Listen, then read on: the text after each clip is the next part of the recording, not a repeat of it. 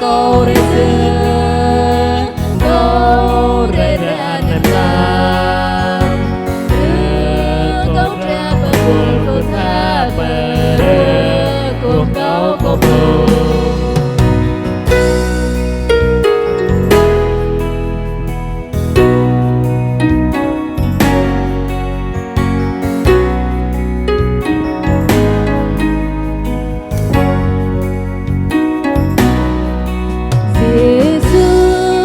câu cần nào thao khép can hang như nôn thao có đứa nước đang học bài lớn này trú bát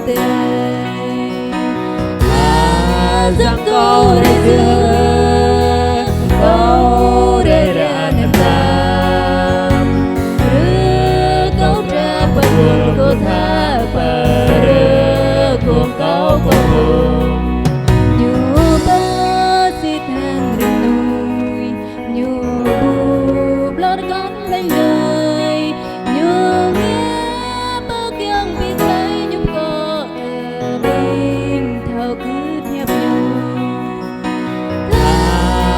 câu để xưa câu để ra nằm làm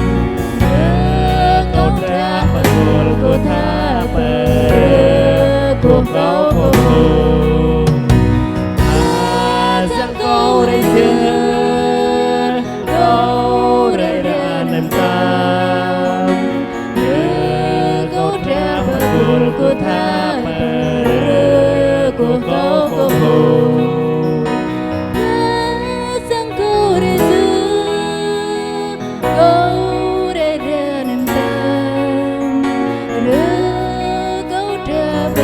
cô tha bờ